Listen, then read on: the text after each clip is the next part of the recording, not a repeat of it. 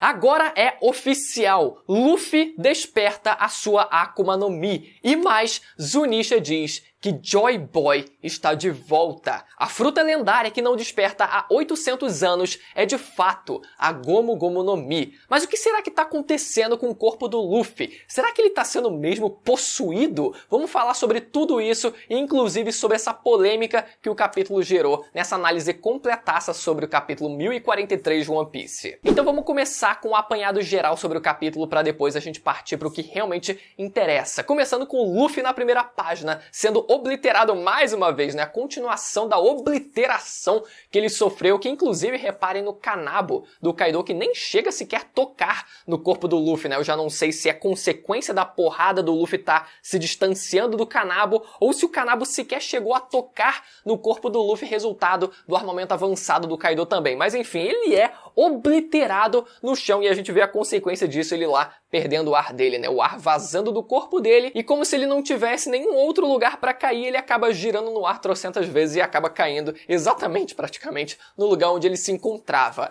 E nisso o Kaido já só fica o Kaido naquela página dupla, junto com o cara da CP0, tipo assim, só olhando pra cara dele assim, ó, e o porrete assim batendo na mão, assim, ó.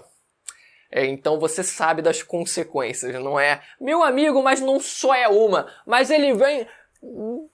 mais uma vez, e não só uma vez, na página seguinte a gente vê isso ressoando várias e várias e várias vezes, ele dando porrada, porrada, porrada em cima do cara da CP0, enquanto o outro cara da CP0, de braços longos, tá lá só de longe lá vendo. Ixi, o negócio tá feio lá em cima, ainda bem que não fui eu. Não, cara, e você vê a reação do membro da CP0 antes dele ser esmagado, o fiel, o funcionário público mais fiel e dedicado ao seu cargo em profissão. Ele foi só com a mãozinha no chapéu e recebendo e aceitando as consequências. Lógico, tipo, é isso, meu amigo. Dever cumprido. Eu sirvo a minha pátria. Mãozinha no chapéu. Blau! Só foi achatado de cima para baixo. E o Kaido sendo declarado vencedor pelo narrador. Se não precisou de 3 vezes, assim como aconteceu em Alabasta para o Luffy vencer dessa vez, vamos precisar de... Eu já perdi a conta praticamente. São 5, 6 vezes que o Luffy tá tentando enfrentar o Kaido já, né? Pra você ver o nível do desafio. E o grosso do capítulo, galera, trata da reação da aliança à derrota do Luffy. A gente vê o Kaido ele indo atrás do Momonosuke lá dentro, né? Pedindo cadê o moleque? Cadê o moleque? Sendo que ele tem o hack da observação. Será que ele não poderia, tipo, pelo menos ter usado a própria visão? Ih, caraca, tem um dragão gigante ali tentando puxar a caveira, né? Um dragão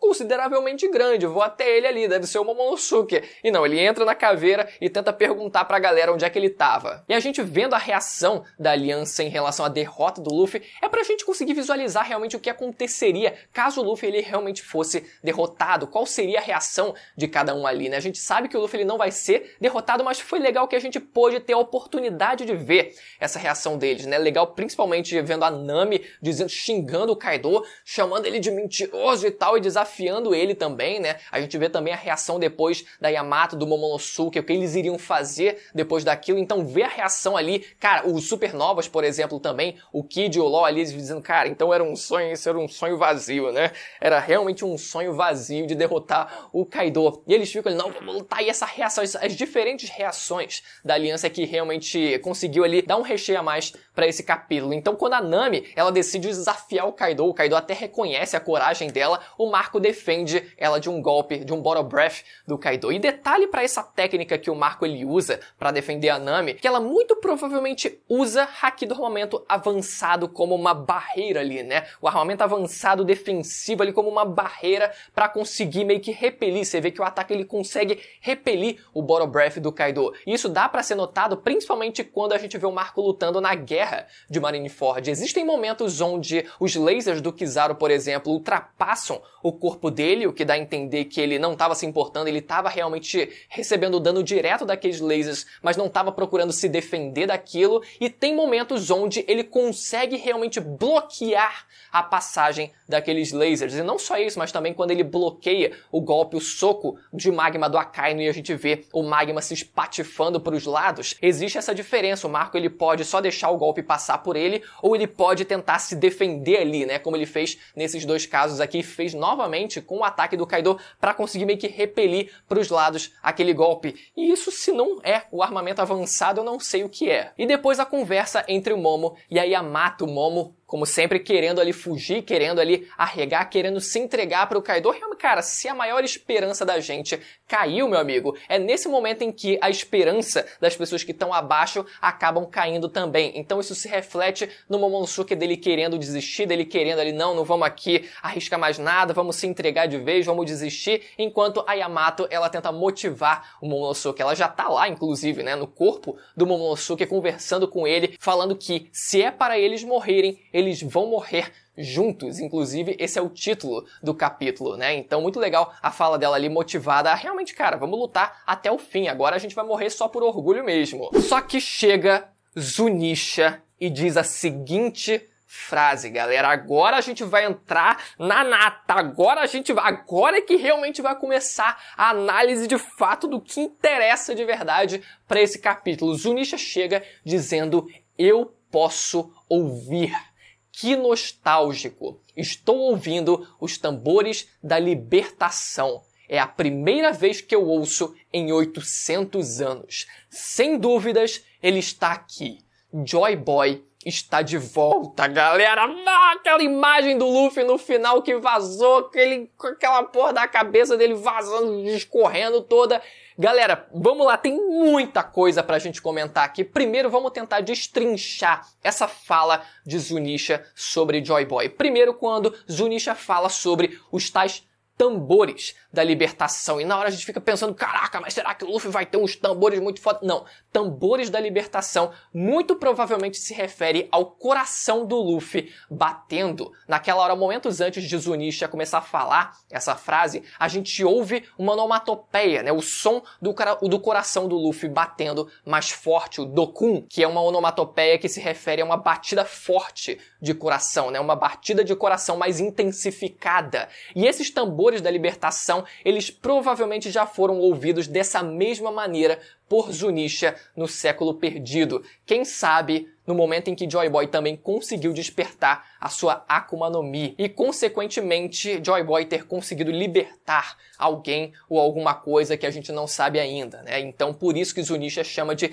tambores da libertação. É o coração de Joy Boy batendo mais forte ali, prestes a despertar a sua fruta. E com isso, a gente tem praticamente a confirmação de que sim, a fruta do Joy Boy era a fruta da borracha também. A gente vai entrar mais a fundo nas evidências que existem para isso, mas muito provavelmente pela fala de Zunisha, a gente já tem sim essa confirmação. E além disso, a tal fruta lendária que despertou, galera, que foi mencionada pelos Gorosei, a tal fruta lendária que Zunisha fala, né, que não houve há 800 anos e que inclusive bate com a frase dos Gorosei que não desperta há 800 anos, tá muito na cara, é sim a fruta do Luffy no fim das contas. Só que a definição de fruta lendária é que eu queria também abordar um pouco aqui, porque fruta lendária, pela forma como a gente escuta, parece que na verdade é um negócio muito diferente, muito especial,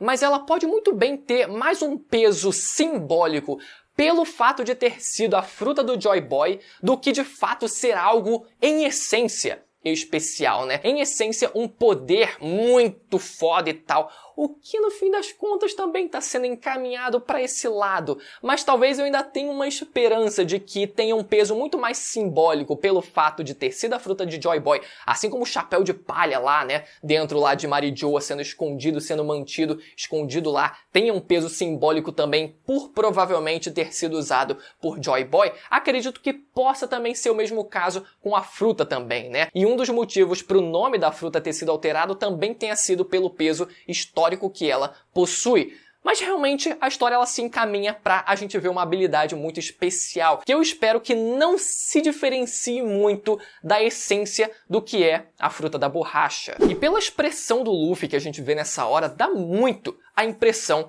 de que ele parece estar sendo possuído por Joy Boy, como se o espírito de Joy Boy estivesse descendo ali e encarnando no corpo do Luffy. Essa é a impressão que passa, ainda mais com o Zunisha falando Joy Boy está aqui. Só que eu prefiro não acreditar nessa possibilidade. Eu prefiro acreditar que esse é nada mais do que o Luffy que a gente conhece, e o sorriso que ele esteja dando é só porque talvez ele esteja ainda otimista com a batalha, né? Pelo fato dele estar ali conseguindo enfrentar um grande desafio que é o Kaido, e ele tá sorrindo porque agora ele tá sentindo algo diferente, algo que ele possa usar em batalha. Ele tá sentindo que o corpo dele tá passando por uma transformação e que agora ele pode ter a arma necessária para conseguir derrotar o Kaido. Eu não quero que seja, porque se for o caso, o Oda ele vai ter que fazer uma ginástica meio esquisita pra justificar o Luffy ele tá sendo meio que possuído pelo corpo do Joy Boy. Pelo menos eu, descarto essa possibilidade. Realmente acredito que aquele seja o Luffy e seja uma reação de sorriso natural do próprio Luffy. Então vamos desmembrar aqui aquela imagem que a gente vê. A gente vê primeiro fumaça saindo do corpo dele, o que pode ser ali consequência também de todos os gears que ele estava usando até agora. A gente vê o cabelo e parte da cabeça dele aparentemente derretendo, e não só derretendo, mas meio que subindo ali, né? A coisa tivesse ali meio que reagindo e meio que se tornando um pouco mais fluida pra cima, e a gente fica, caraca, confirmou a fruta do látex, será? Na verdade, o nome da fruta era a fruta do látex. Galera, talvez o Luffy ele não chegue a derreter por completo o corpo dele e se transforme em algo líquido, mas ele fique realmente um pouco mais flexível, né? Um pouco mais maleável do que ele é originalmente, que ele possa ter, inclusive é meio esquisito o zoom que a gente vê, né? O enquadramento da cena, da imagem, porque parece que o cabelo, pela cor do que está sendo transformado, parece ser o cabelo, mas também parte da cabeça, ao mesmo tempo que parece se expandir ali também para o chão. A gente não sabe se isso está afetando somente ao Luffy ou se está também afetando o ambiente à volta dele, né? O que é o despertar clássico das Paramecis que a gente viu até agora. E no sorriso dele, escrito Nika. Não é como se ele estivesse falando a palavra Nika, como se ele fosse Nika, etc. Não é o caso. Aquilo Nika, tanto que é colocado como uma observação na própria legenda da tradução da OPEX, é colocado como uma onomatopeia. Nika é uma onomatopeia para sorriso, então é só para simbolizar que ele está sorrindo, mas a gente já vai desmembrar um pouco mais essa palavra. E um detalhe para uma capa colorida antiga de One Piece, de um macaco apontando para uma substância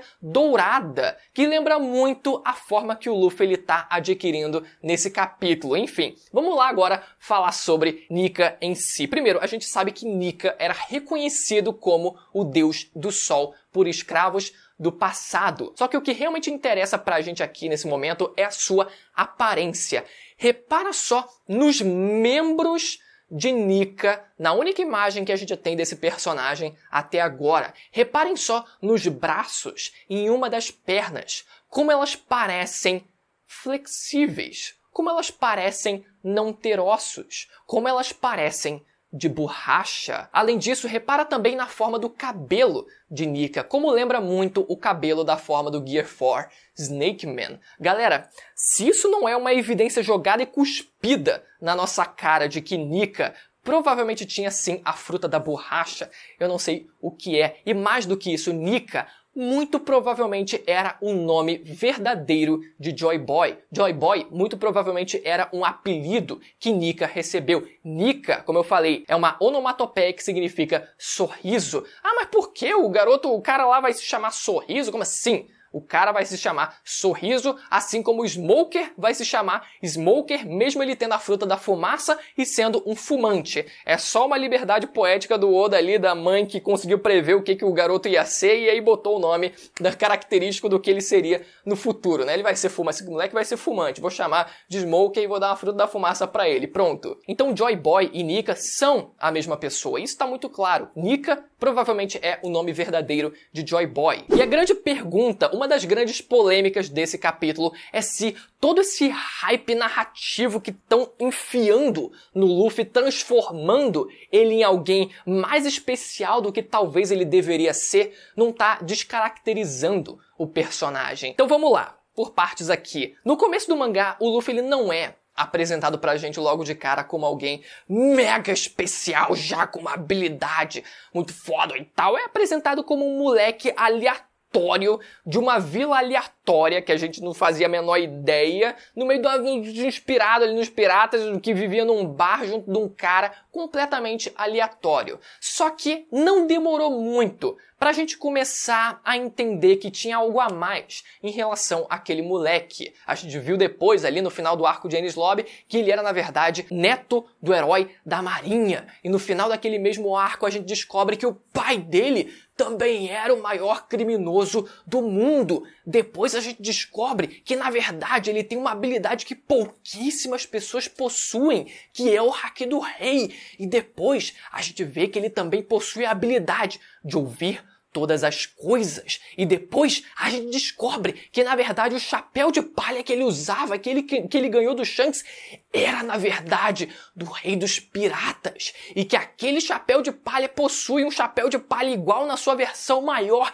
E que tem um mistério muito grande em relação a ele que está escondido em Marijoa. Depois a gente descobre que existe uma figura chamada Joy Boy. E já começa, além das comparações do Luffy com o Roger, a comparação do Luffy com o Joy Boy também. Você fica, caraca, mas será que também vai ser igual ao Joy Boy? E depois a gente descobre que ele tem uma fruta lendária. Então isso foi sendo escalonado ao longo das centenas e centenas de capítulos de One Piece. Não é, como eu falei, como se tudo isso de especial fosse sido apresentado logo no começo da história. Mas desde relativamente cedo, isso já foi começado a ser colocado em cima do Luffy. Então não é como se as pessoas só estivessem percebendo agora que o Luffy é especial. Não é esse o caso. O caso o ponto principal é que provavelmente chegou num limite de tolerância das pessoas. As pessoas começaram a perceber, caraca, mano, eu entendo, tudo bem, ele tinha o Haki do Rei, o chapéu de palha era especial e tal,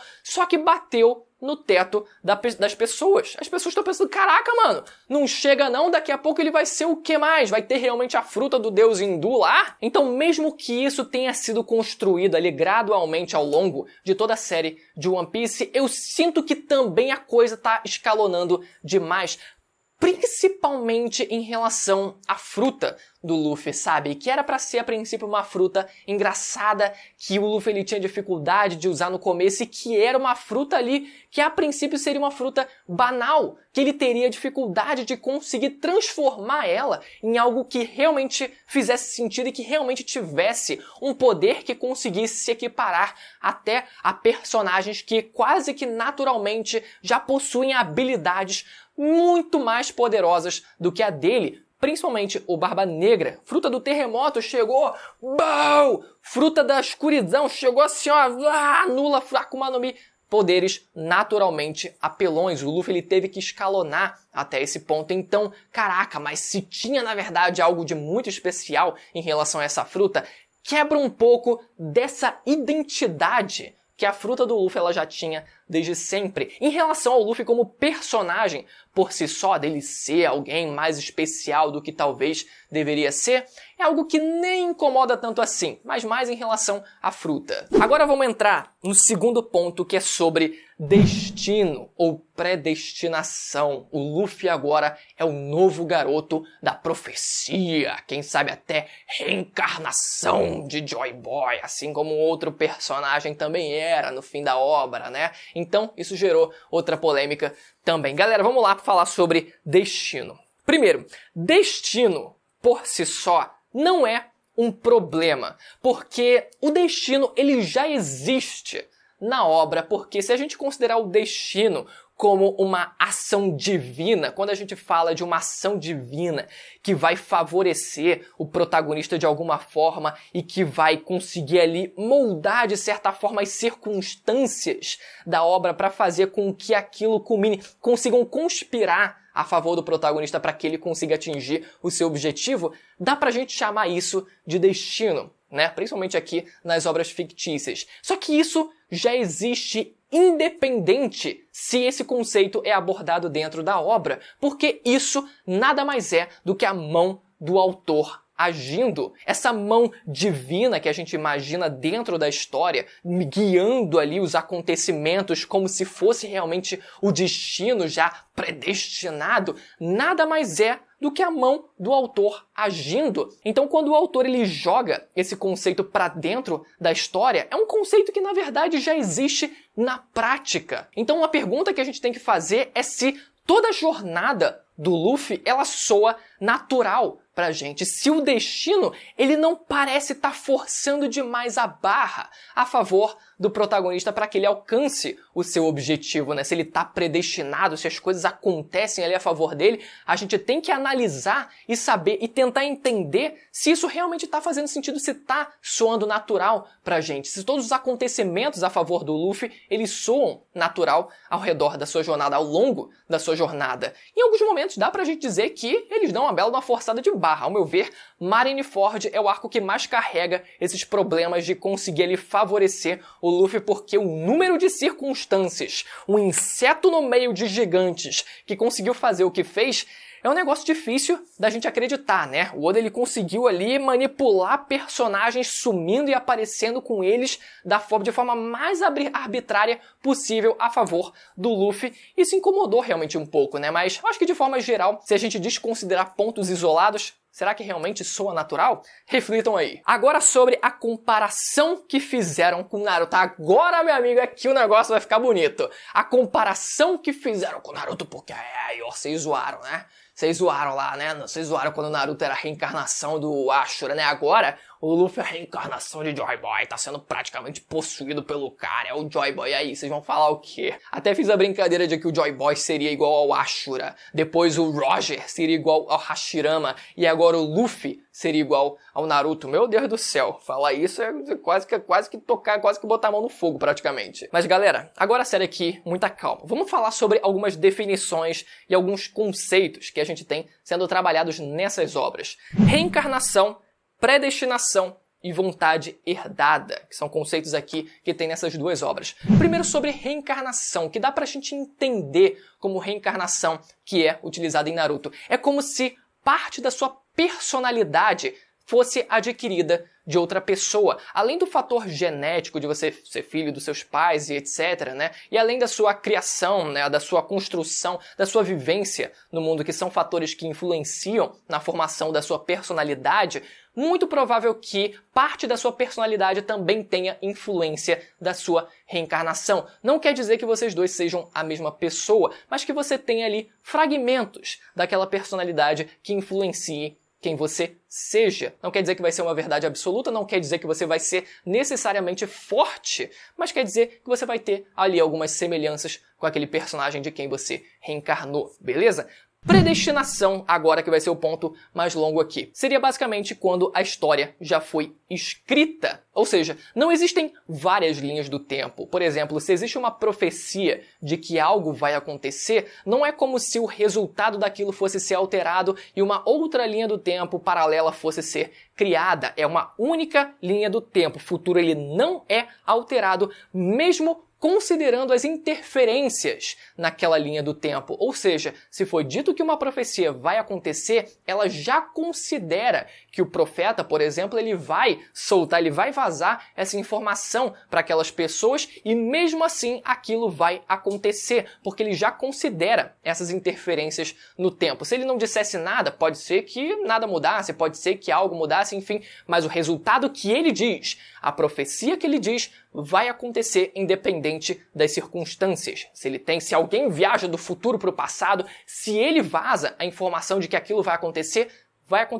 no fim das contas. Só que o que a gente precisa entender é que existir uma profecia, não significa necessariamente que o resultado vai cair do céu, galera. Não significa que o resultado vai cair do céu. Ou seja, o Luffy, o Naruto, mesmo ali tendo aquele semblante de profecia e tal, eles ainda precisam correr atrás. Existem algumas formas de se abordar linhas do tempo e predestinação, e aqui eu vou usar o exemplo do futuro milionário, a profecia do futuro milionário. A gente tem aqui algumas situações, alguns casos. Primeiro, a gente tem o exemplo de uma pessoa que descobre que vai ser milionária, não faz nada e no fim ela morre pobre. Ela não consegue se tornar milionária. Esse é um caso onde a pessoa ela descobre que vai ser milionária e o futuro é alterado porque ela decide não fazer nada e assim outro futuro é criado. Um futuro alternativo é criado por conta dessa interferência no tempo. Só que não é esse o caso aqui. Como eu falei para vocês, a profecia que é dada ela vai ser cumprida. Ou seja, a gente tem aqui mais dois casos. Por exemplo, a pessoa descobre que vai se tornar uma milionária no futuro, não faz nada e de repente cai um Pix de R$1 milhão na conta dela. Caraca, e bom, realmente, né? A coisa aqui, o resultado caiu do céu. Não precisei fazer nada, tô bem de vida agora. Esse é um caso. Agora, um outro caso onde o futuro ele realmente vai acontecer é, imagina só, a pessoa ela recebe a profecia de que ela vai se tornar uma milionária e ela decide se esforçar ainda mais para conseguir alcançar esse objetivo.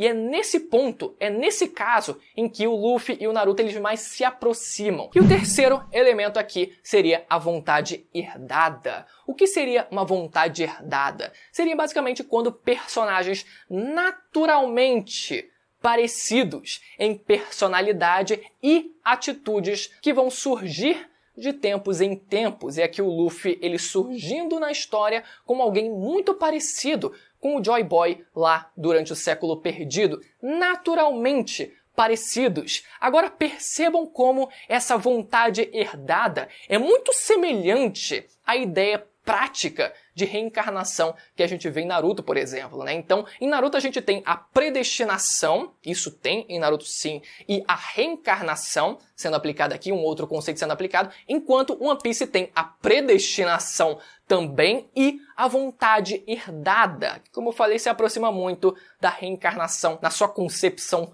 prática aqui. Então, meu amigo, quem zoou Naruto vai ter que se esforçar muito para defender o One Piece agora nesses tempos atuais. E isso porque esses conceitos por si só, eles nem são um problema na sua definição. O que a gente pode questionar seriam realmente pontos específicos. O Naruto, ele recebeu o poder do Rico do Senin só porque, não, garoto, você é meu reencarnado aí, né? Reencarnado ali do Ashra, na verdade, do meu filho, então tome aí poder. E galera, ainda sobre predestinação, o que a gente tem que entender é que existem duas coisas aqui. Primeiro, existem interpretações pessoais dos personagens e existem profecias de fato. E isso a gente vê sendo trabalhado ao mesmo tempo nas obras. Por exemplo, em One Piece, a gente vê no começo da obra o Crocus ele dizendo, né, que aqueles garotos, né, aquele bando, aqueles piratas, eles poderiam ser os piratas que eles estavam esperando. Depois a gente vê também, por exemplo, outro exemplo, o Shanks dizendo que o Luffy diz a mesma coisa, as mesmas palavras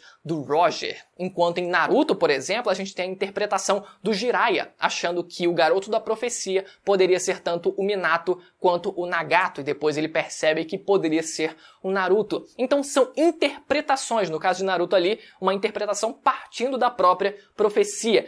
Mas existem essas interpretações, enquanto nas obras também existem as profecias de fato. Em Naruto, do garoto da profecia, e em One Piece, por exemplo, do tal garoto com chapéu de palha que vai destruir a Ilha dos Tritões. A profecia feita pela Madame Charley, ou Shirley, dependendo da pronúncia de cada um. E um outro exemplo aqui, quando o Oden ele tá se despedindo da Toki, ele diz para ela que o que a Toki procurava, que seria o novo amanhecer, iria acontecer em 20 anos. E é por isso que a Toki envia os samurais 20 anos no futuro. Mas como é que o Oden ele sabia disso? A gente sabe que o Oden ele encontrou Laugh Tale junto do Roger, junto dos piratas Roger. Será que eles leram alguma informação, alguma profecia de que aquilo viria a acontecer dentro dos próximos 20 anos, pode ser que tenha sido uma profecia de fato ou pode ser que tenha sido alguma circunstância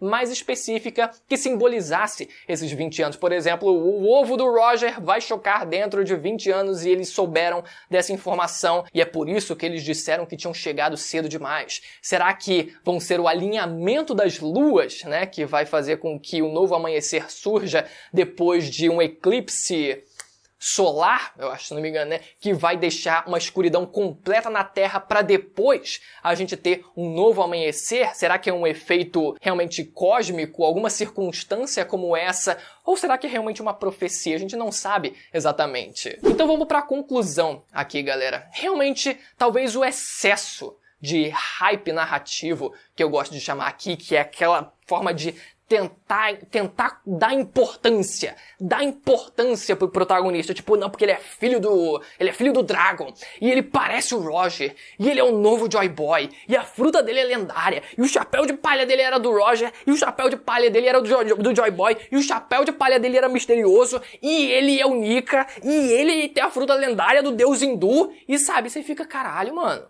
Não acaba nunca. Então, realmente, dá pra gente questionar, principalmente em relação à fruta dele, né? Que teve o seu nome alterado. O que será que é realmente essa fruta? Que eu espero que não fuja muito da essência dela. De ser uma fruta simples, que o Luffy ele precisou trabalhar feito um condenado e usar da sua criatividade pra conseguir chegar, pra conseguir usar esse poder pra desafiar os maiores do mundo. É isso que eu espero, né? Que o nome da fruta não altere essa essência, principalmente do poder dela. Em relação ao hype narrativo, é algo que eu nem me importo tanto assim, né? Se ele é realmente uma reencarnação de Joy Boy de fato, eu não sei se eu me importo tanto assim. Agora, as comparações que fizeram de One Piece com Naruto, completamente válidas. Inclusive, eu terminei de assistir Naruto essa semana, por isso que deu pra trazer alguns comentários aqui nesse vídeo. E sobre destino e reencarnação, que por si só não são um problema, né? Como eu falei pra vocês, dá pra questionar o fato do Naruto ter recebido lá a Gododama lá, né? Os poderes do Rikudo Senin de graça, tudo bem, aquele é um ponto. Mas enfim, de forma geral, eu acho que não é um problema. Em One Piece, vamos ver no que vai se transformar realmente a fruta do Luffy, se vai ser realmente algo muito mais especial do que ela é e do que ela era pra ser. Beleza, galera? Espero que vocês tenham gostado do vídeo. Praticamente um podcast aqui. Mas se você ficou até aqui e não foi inscrito no canal, aproveita pra se inscrever, galera. Acho que ninguém tá aqui até o final. Ninguém tá aqui até o final. Se inscreva no canal e ativa o sininho pra não perder a notificação dos vídeos que saem semanalmente falando sobre o mangá e sobre o universo de One Piece. Beleza? Até a próxima. Tchau.